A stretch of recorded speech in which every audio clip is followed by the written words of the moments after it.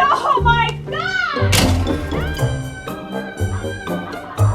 Admite, você ama The Office e você é viciado nessa série e nem sabe direito por quê. Na verdade, você provavelmente até assistiu um episódio recentemente deles. Um artigo em 2023 considerou essa série atualmente como o conteúdo mais popular da Netflix. Como é que pode uma série local de trabalho feita para TV tradicional dominar o streaming quase uma década depois de ter acabado? Você sabe, né, que você ama The Office pelas pérolas altamente canceláveis do Michael Scott, que você volta por causa das loucuras do Dwight ou pela linda história de amor perfeita do Jim e da Pen. E claro que você ri da postura desafiadora do Stanley, do jeito bobo do Andy e de qualquer coisa que o Creed faça. Mas no fundo a gente volta ao The Office quase sempre sem perceber, porque essa série proporciona pra gente um senso de comunidade que dá um toque pra gente de realidade que falta nas séries de hoje em dia. Tanto é que esse cara e esse cara aqui são completamente diferentes e talvez você até tenha percebido que mudou pra caramba. Durante um tempão no The Office, o Michael Scott era quase sempre o mesmo. Um personagem que gerava desconforto com seu jeito distorcido de ver o mundo, o que fazia ele ser um personagem que basicamente deixava de ser engraçado pra ficar só chato mesmo. That was a woman I was talking to.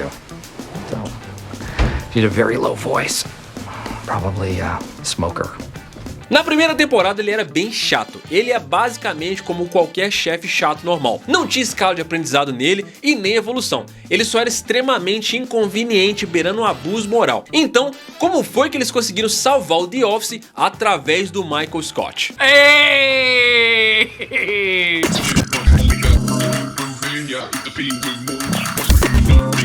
A versão americana de The Office foi feita pelo Greg Daniels como uma continuação da minissérie britânica que tinha o Rick Gervais como David Brent, um cara meio mal-humorado, deprê, quase disfuncional, com humor meio negro constrangedor. He's a young Greek guy, first job in the country, hardly spoke a word of English, but he came to me and he went, "Mr. Brent, will you be the godfather to my child?" So... A primeira temporada da versão dos Estados Unidos tentou copiar esse estilo, mas não demorou pra perceber que isso aí não ia funcionar. O Paul Feig falou um tempo depois que foi um milagre essa série não ter sido cancelada. Nem mesmo os atores naquela época, vendo como era o protagonista daquela série, acreditavam que aquilo ali ia pra frente. E fala sério, confesso que você também teve dificuldade de começar a assistir, porque passar da primeira temporada é difícil mesmo. O ritmo é outro, o tom de piada é tão pesado que até constrange quem tá assistindo. Try my cookie cookie. Try my cookie cookie. Try my... Mas a parada é que o Michael na primeira temporada precisou mudar 4 pontos importantes pra não afundar a série. Se você não curtiu The Office na primeira temporada, pode ter sido por causa desses pontos. O Michael Scott original era chato pra caramba, um personagem bem batido que já foi visto várias vezes em filmes e séries. Só quando os roteiristas e os criadores da série perceberam isso, que eles decidiram mudar essa parada. A primeira coisa começou pela aparência do Michael. Se você reparar bem, o Michael da primeira temporada não parece nem um pouquinho com o da segunda. As primeiras impressões na TV são tudo, e na verdade o Michael tava com uma cara de vendedor de carro estilo Zé Curubu, meio malandro, saca? Não tava rolando. Eles mexeram bastante no visual do Steve Carell depois da primeira temporada. Mudaram o cabelo dele de propósito pra tirar aquela impressão de que ele é careca, vestiram ele melhor, deixaram ele menos ofensivo na aparência. Mas isso foi só o começo. As mudanças de verdade foram em como eles lidavam com as cenas. No final do episódio Diversity Day, que é bem famoso, não tem nenhuma redenção pro Michael. A moral do episódio é só que ele é um idiota mesmo e ponto final. Foi meio que até sacanagem terminar o episódio daquele jeito, e o público esperava por alguma coisa a mais. A visão que o público tinha da série e do Michael Scott era uma de escritório de verdade, onde todo mundo realmente tem um chefe que pratica abusos morais. E vamos combinar que essa era pra ser uma série de comédia, não de drama. Aquele humor britânico sombrio não pegou bem com o público americano. Mas o problema não era só esse. Os produtores queriam que a série tivesse muito mais do que 12 episódios, e estavam tentando copiar o Brent. O final da primeira temporada foi bem fraco, com o Michael falando que não precisava de carona e tal. I probably should have told you I don't need a ride now because Jim can take me home after, so you're off the hook. Okay, great. Off the hook. Okay. Excellent. Okay, cool. I got this. All right, have fun. Thank Don't you. drink and drive. Depois desse ponto, eles decidiram que os finais dos episódios tinham que ser mais otimistas. O Paul Feig, que era um dos roteiristas, falou que o momento chave de otimismo foi no episódio The Office Olympics, da segunda temporada. Esses eram os momentos em que faziam o Michael Scott parecer um pouquinho mais humano e deixavam a galera a fim de assistir mais do que 12 episódios. Eles queriam que o público terminasse de assistir cada episódio sorrindo. Então, da segunda temporada pra frente, os finais focaram mais na positividade. Mas o maior problema que os produtores perceberam que estava realmente derrubando a série na primeira temporada era que o Michael não era o melhor chefe do mundo. Na real, era impossível acreditar que alguém gostaria de ter um chefe daquele jeito. Os produtores conseguiram segurar a ideia de que aquilo tudo era um falso documentário. A ideia toda do formato é parecer realmente ser possível que aquilo é um dia a dia sendo filmado e documentado. Então, se a galera não compra a ideia de que o Michael consegue gerenciar o escritório, eles perdem o interesse e, por tabela, perdem o interesse na série também. E eu particularmente acho que esse lance aí na segunda temporada,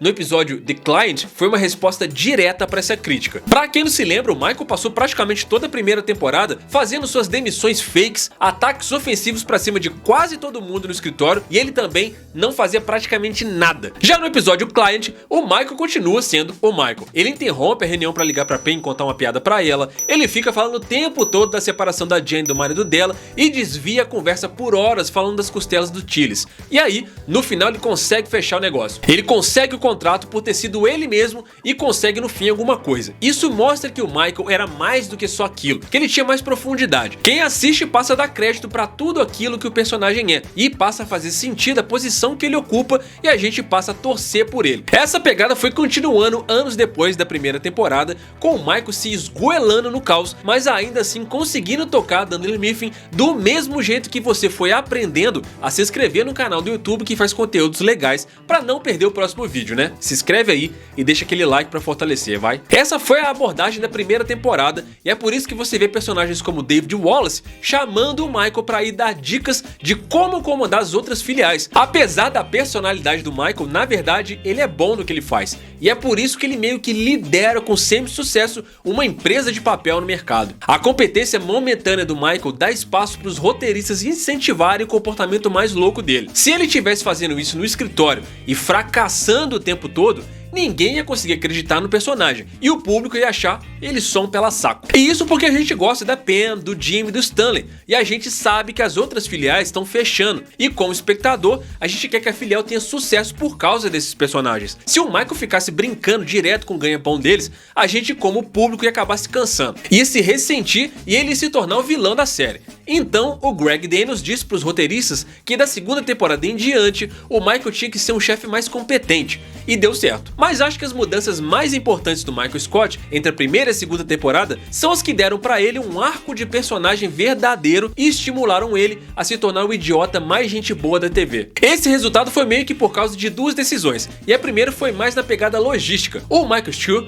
que era roteirista, sempre fala sobre isso. Eles queriam que o elenco fosse uns 10% mais gente boa com o Michael depois da primeira temporada, porque do jeito que tava, não tava dando certo. Essa parada foi uma mudança mais difícil de explicar, que rolou devagarinho ao longo do tempo, mas foi crucial para o público começar a ver o Michael de um outro jeito. Se os personagens que a gente gosta, como o Jim e a Pen, por exemplo, tivessem odiando o Michael, a gente como público ia achar bem difícil mudar a opinião sobre ele. Então, eles estabeleceram essa regra dos 10%. Mas o que realmente fez o Michael parecer mais humano foi como a série abordou os relacionamentos dele. Na primeira temporada, a gente só viu o Michael como chefe. Aí na segunda temporada, eles fizeram um esforço para dar uns relacionamentos para ele, onde ele podia se desenvolver. O relacionamento com a Diana e o Michael é bem deprimente, na verdade. É só de um lado, vitimiza o Michael de um jeito que dá pena dele, mas não dá razão nenhuma para ele crescer como personagem. A Jen é surpreendentemente uma influência ainda pior pro Michael do que ele é para si mesmo. Só que a Holy Flex, que aparece lá na quarta temporada, é quem traz o maior crescimento pro Michael e representa bem essa parada dos 10%. Ironicamente, ela substitui o inimigo do Michael, que é o Toby. A Holy mostra pra gente, como público,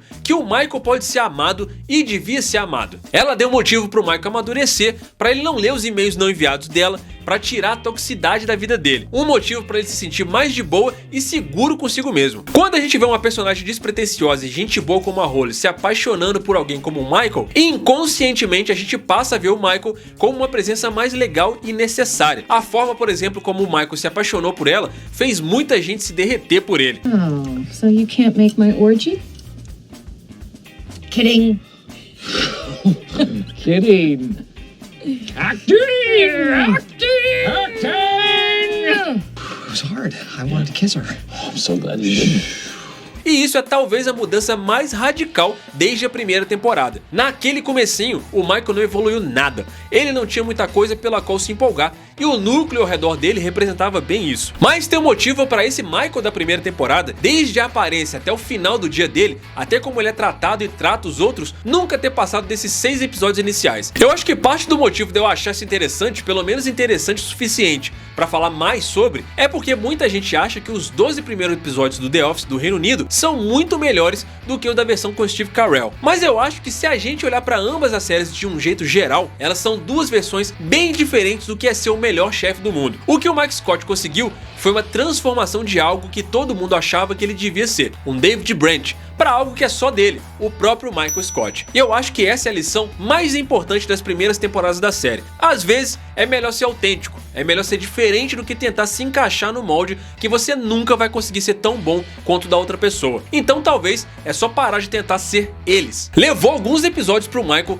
mas ele pode ser a prova de que a melhor maneira de ter sucesso, de ser o melhor chefe do mundo, é ser você mesmo. Mas isso é uma curiosidade, eu espero que essa aqui esteja resolvida. Me diz aí, cara, o quanto que você ama o The Office. Não amar The Office não é uma possibilidade, impossível você não gostar dessa série. Além desse desenvolvimento aí do Michael, né, essa série carrega várias coisas especiais, né? Várias lições de vida, vários momentos emocionantes e principalmente momentos muito engraçados, né? Mas de fato, quando a série tentou se espelhar na versão britânica, a parada não estava funcionando e dificilmente ela ia conseguir ser maior do que ela foi lá. Foi só quando Steve Carell conseguiu encaixar esse Michael Scott que a gente gosta, e esse Michael Scott se tornou um pouco mais humano, é que a gente conseguiu se identificar com esse personagem e com todo o núcleo em volta dele. E aí a série é esse sucesso que fez todo mundo ficar viciado e continuar assistindo sem parar até hoje o The Office, né? Tamo juntão, muito obrigado pela sua audiência, até a próxima, valeu!